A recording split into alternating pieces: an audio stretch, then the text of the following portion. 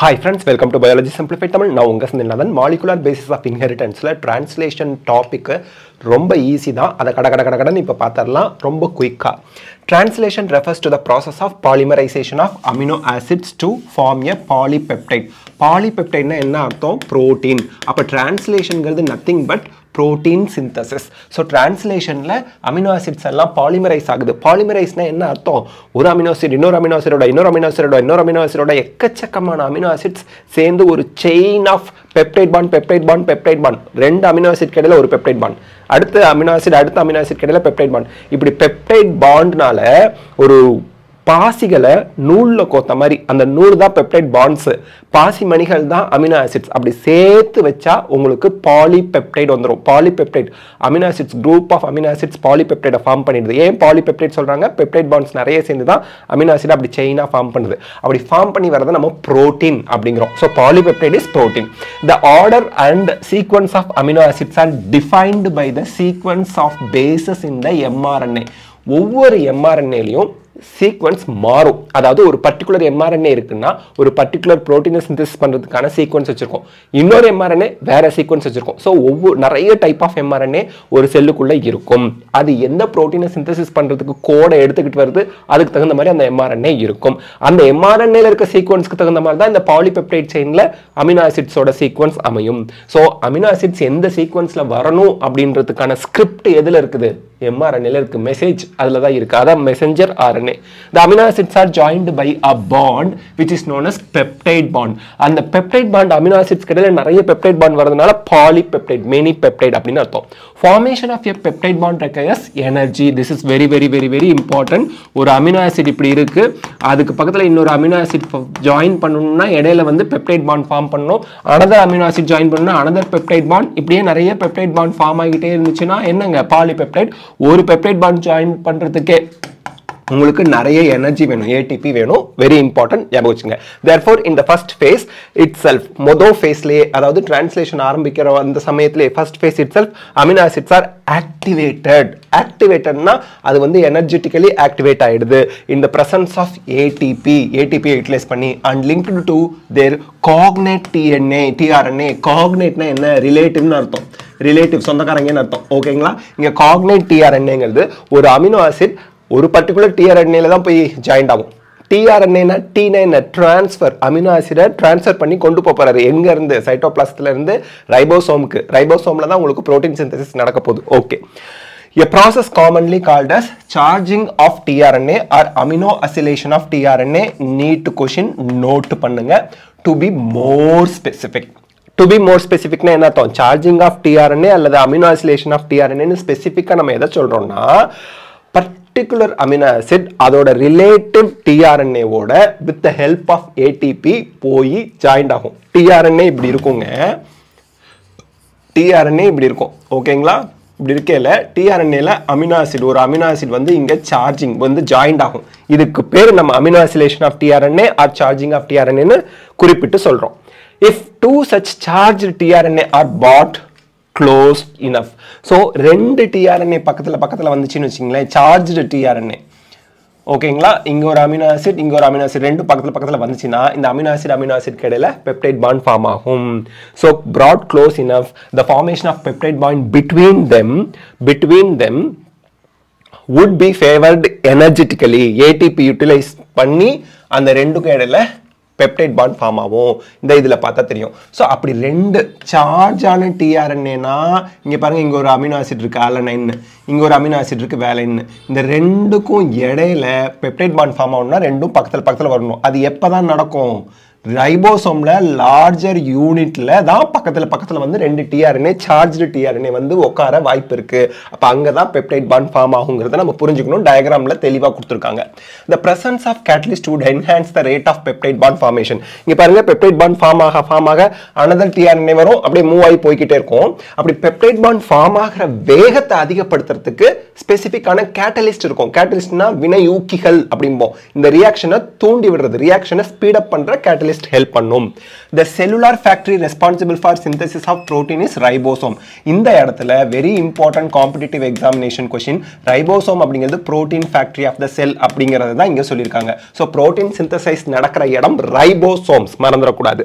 The ribosome consists of structural RNA about 80 different protein. Very important previous year question.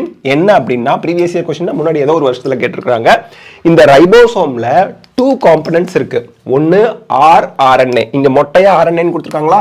rRNA, ribosomal RNA. அப்புறம் 80 different proteins சேர்ந்து தான் உங்களுக்கு இந்த ரைபோசோமை form பண்ணி இருக்குது. In its inactive state it exits as 2 subunits. inactive-ஆ இருக்கும்போது larger unit தனியாவும் smaller unit தனியாவும் தான் இருக்கும். inactive-னா என்ன அர்த்தம்? protein synthesis நடக்காத டயத்துல larger smaller unit தனித்தனியா தான் இருக்கு. A large subunit and a small subunit. When the small subunit encounters an mRNA, இது neat question, note பண்ணுங்க. mRNA small subunitல தான் encounter join பண்ணுவாங்க. mRNA bind ஆகிறது small subunit, large subunit கிடையாது. tRNA போய் உட்காருது large subunit, small subunit கிடையாது. இந்த இடத்துல exam point of view ரொம்ப முக்கியம். small subunitல mRNA போய் bind ஆகறாங்க. The process of translation of mRNA to protein begins. So translation, protein synthesis எப்ப தொடங்குது? mRNA small subunitல போய் encounter பண்ணும்போது, அதாவது அதோட bind ஆகும்போது, join ஆகும்போது மறந்துடாதீங்க. There are 2 sites in the large subunit. large subunitல 2 site இருக்குது. For subsequent amino acids to bind to and thus be close enough to each other for formation of a peptide bond. So இங்க 2 side இருக்கு. அந்த 2 side எதுக்கு இருக்குன்னு அந்த லைன்ல கொடுத்திருக்காங்கன்னா, அப்பதான் 2 amino acid பக்கத்துல tRNA கொண்டு வரும். அந்த 2 அமினோ ஆசிட் இடையில பெப்டைட் பாண்ட் ஃபார்ம் ஆகிறதுக்கு தேவையான நெருக்கத்தை ஏற்படுத்த 2 சைட் லார்ஜ் யூனிட்ல இருக்குது. அங்கதான் tRNA வருது, மறந்துடாதீங்க. The ribosome also act as catalyst. ரைபோசோம்ல வந்து பாத்தீங்கன்னா ரைபோசோம் itself catalyst வினையூக்கியா என்சைமா செயல்படுது. 23S rRNA in bacteria is the enzyme ribozyme. ரைபோசோமே என்சைமா இருக்கு. அந்த ரைபோசோம் அந்த rRNA, not ribosome, rRNA ribosomal RNA-வே என்சைமா செயல்படுது. அந்த ரைபோசோமல் RNA என்சைமா செயல்படுறதுக்கு எக்ஸாம்பிள் 23S rRNA. அது எதுல இருக்குன்னா பாக்டீரியாவுல இருக்கு. அதை தான் நம்ம ரைபோசைம் அப்படின்னு சொல்றோம். எக்ஸாம் பாயிண்ட் ஆஃப் வியூல ரொம்ப முக்கியம், நோட் பண்ணிக்கணும். For the formation of peptide bond. So peptide bondக்கு 23S rRNA பாக்டீரியாவுல ரைபோசைம் என்சைமா ஆக்ட் பண்ணுது, மறந்துடாதீங்க. The translation unit in mRNA is sequence of RNA. இந்த இடத்துல என்ன சொல்றாங்க? translationalனா protein synthesis பண்றதுன்னு அர்த்தம். translational unit in mRNA is sequence of RNA that is flanked by the start codon. Start பண்றது ஸ்டார்ட் கோடான்ல இருந்து ஆரம்பிக்குது and stop codon and codes for a polypeptide. So flankedனா அப்படியே லைனா கண்டினியூவா போறது. சோ முதல்ல வரிசையா போறது flanked. ஃபர்ஸ்ட் உங்களுக்கு ஸ்டார்ட் கோடான்ல ஆரம்பிச்சு ஸ்டாப் கோடான்ல முடியுது mRNA ல இருக்கக்கூடிய டிரான்ஸ்லேஷனல் யூனிட். என்டையர் mRNA-வும் டிரான்ஸ்லேஷன் பண்ண போறது இல்ல. mRNA ல translational unit starts with start Godan, ends with stop Godan. ரொம்ப சிம்பிள். ஓகே, இப்போ இங்க mRNA இப்படி இருக்குது. இது ஸ்டார்ட் கோடான், இது ஸ்டாப் கோடான்னு வச்சுக்கோங்களேன். இந்த ஸ்டார்ட் கோடானுக்கு முன்னாடியும் ஸ்டாப் கோடானுக்கு பின்னாடியும் டிரான்ஸ்லேட் ஆகாத சீக்வன்ஸ் இருக்கும். அது untranslated regions அப்படின்னு சொல்லுவாங்க. And mRNA also has some additional sequence that are not translated and are referred to as untranslated regions. Exam point of view ரொம்ப முக்கியம், UTR. Short formல untranslated regions, UTR னு சொல்லுவாங்க. The UTRs are present at both 5' end before start codon. So start codon 5' endல இருக்கு, stop codon 3' endல இருக்கு. இங்க புக்ல கொடுத்துட்டாங்க. 5' endக்கு முன்னாடியும் இருக்கும், 3' endக்கு பின்னாடி இருக்கும். 5' or 5' சொல்லலாம். They are required for efficient translation process. Translation பக்காவா நடக்கணும்னா 5' endக்கு முன்னாடியும் ஸ்டார்ட் கோடானுக்கு முன்னாடியும் ஸ்டாப் கோடானுக்கு பின்னாடியும் untranslated regions வேணும். untranslated regions UTR ஓட ஃபங்க்ஷன் என்ன அப்படின்னா டிரான்ஸ்லேஷன் எஃபிஷியன்ட்டா நடக்கிறதுக்கு ஹெல்ப் பண்றது, மறந்துடாதீங்க. For initiation, the ribosome binds to the mRNA. Initiation na translation start ஆகணும்னா mRNA போய் smaller subunit of ribosome ஓட bind ஆகணும். அது எங்க ஸ்டார்ட் கோடான் AUG ல, that is recognized only by the initiator tRNA. Initiator tRNA தான் ஸ்டார்ட் கோடான் அந்த AUG ய find out பண்ணுவாரு, recognize பண்ணுவாரு. The ribosome proceeds to the elongation phase. இப்போ initiation start ஆகுது. initiation start ஆகணும்னா, அதாவது translation start ஆகணும்னா mRNA smaller ribosomal unit ஓட போய் bind ஆகும். mRNA ல AUG அப்படிங்கிறது ஸ்டார்ட் கோடான், அது கூட நமக்கு initiator tRNA வந்து bind ஆகும். Okay, so elongation, அதுக்கு அடுத்து elongation phase of protein synthesis க்கு வந்துருது. During this stage complexes, so first initiation, ரெண்டாவது elongation. So during this stage complexes composed of an amino acid linked to tRNA. tRNA ஓட amino acid மேல கொக்கி மாதிரி மாட்டிட்டு வந்துச்சிங்களா, subsequently sequentially bind to appropriate codon in mRNA. mRNA ல வந்து tRNA ல இருக்க கோடான் வந்து bind ஆகும் by forming complementary base pair with the tRNA anticodon. இந்த டயகிராம்ல பாருங்க, அந்த லைன்ஸ் நல்லா புரியும் உங்களுக்கு. என்ன சொல்றாங்க, elongation அப்போ first AUG ஓட கூடிய tRNA வந்து bind ஆனுச்சு mRNA ல ஸ்டார்ட் கோடான்ல. அடுத்து tRNA எப்படி பைண்ட் ஆகுதுன்னா எல்லா tRNAவும் இப்படி தான் பைண்ட் ஆகும். tRNA ல இருக்கக்கூடிய ஆன்டிகோடான் CGU அப்படின்றது mRNA ல இருக்கக்கூடிய கோடான் GCA ஓட, C க்கு காம்ப்ளிமெண்ட் G, G க்கு காம்ப்ளிமெண்ட் C, U க்கு காம்ப்ளிமெண்ட் A, U அப்படின்னா A, A அப்படின்னா U, C அப்படின்னா G, G அப்படின்னா C.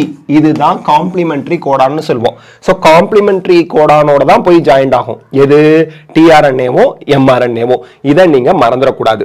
ஓகே, சோ இதுதான் இங்க சொல்றாங்க. சோ ஆன்டிகோடான் உங்களுக்கு எங்க இருக்கு, tRNA ல இருக்கு. mRNA ல இருக்கிறதுக்கு பேரு கோடான், மறந்துடாதீங்க. the ribosome moves from codon to codon. இந்த இடத்துல ஸ்ட்ரெஸ் பண்ணி சொல்றேன், மூவ் பண்றது ரைபோசோமா mRNA வா tRNA வா அப்படின்னா ரைபோசோம் தான் mRNA ல மூவ் பண்ணி போகுது. mRNA மூவ் பண்ணல, ரைபோசோம் தான் மூவ் பண்ணுது, மறந்துடாதீங்க. the ribosome moves, இத நோட் பண்ணுங்க, யார் மூவ் பண்றான்னு தெளிவா கொடுத்துட்டாங்க. the ribosome moves from codon to codon. codon எங்க இருக்கும், mRNA ல இருக்கும், along the mRNA. amino acids are added one by one, translated into polypeptide sequence dictated by DNA, represented by mRNA. எவ்வளவு அழகா ஒரு கவிதை மாதிரி கொடுத்திருக்கான் பாருங்க. DNA டிக்டேட் பண்ணுச்சு, நீ இப்படிதான் புரோட்டீனை இந்த சீக்வன்ஸ்ல தான் அமினோ ஆசிட சேர்த்து இந்த புரோட்டீனை சிந்தசைஸ் பண்ணு அப்படின்னு சொல்லி ஒரு ஸ்கிரிப்டை எழுதி mRNA-வா டிரான்ஸ்கிரிப்ஷன் நடந்து mRNA-வா அனுப்புது மெசேஞ்சரை. அந்த மெசேஜை கேரி பண்ணிட்டு வர mRNA தான் அந்த புரோட்டீனை சிந்தசிஸ் பண்றதுக்கு ரெப்ரசன்ட் பண்ணுது. இங்க எவ்வளவு பியூட்டிஃபுல்லா கொடுத்திருக்காங்க. Dictate, translation is dictated by DNA and represented by mRNA. At the end, a release factor binds to stop codon. Stop codon ங்கிறது mRNA ல யாரெல்லாம் இருக்கலாம், UAA, UAG and UGA. இந்த மூணுல யாரா வேணா இருக்கலாம். ஸ்டாப் கோடானுக்கு there is no tRNA, மறந்துடாதீங்க. ஸ்டாப் கோடானுக்கு tRNA கிடையாது. Terminating translation முடிஞ்சிருச்சு and release the complete polypeptide from the ribosome. Translation முடிஞ்சிருச்சு. அப்ப initiation, elongation and கடைசியா terminalization, terminate ஆயுது பாத்தீங்களா, termination. இதுதான் translation. translationோட டயகிராம் நல்லா பாத்துங்க. டயகிராம் பேஸ்ட் क्वेश्चन கேட்கலாம். 5 பிரைம்ல ஸ்டார்ட் ஆகி 3 பிரைம்ல முடியுது. இங்க ரைபோசோம் தான் மூவ் ஆகுது, mRNA மூவ் ஆகல. லார்ஜர் யூனிட்ல tRNA வந்து பைண்ட் ஆகுது, ஸ்மால் யூனிட்ல தான் mRNA பைண்ட் ஆகுது. இதெல்லாம் நல்லா பாத்துங்க. சோ இந்த வீடியோ உங்களுக்கு ஹெல்ப்ஃபுல்லா இருந்தா லைக், ஷேர், கமெண்ட் பண்ணுங்க. உங்களுக்கு இது போல டஃப்பான டாபிக்கை குயிக்கா வேகமா நடத்தணும் அப்படின்னா நீங்க கமெண்ட் செக்ஷன்ல அந்த டாபிக் நேம் சொல்லுங்க. கண்டிப்பா நான் அந்த டாபிக்கை வீடியோவா அப்லோட் பண்ணேன். தேங்க்யூ.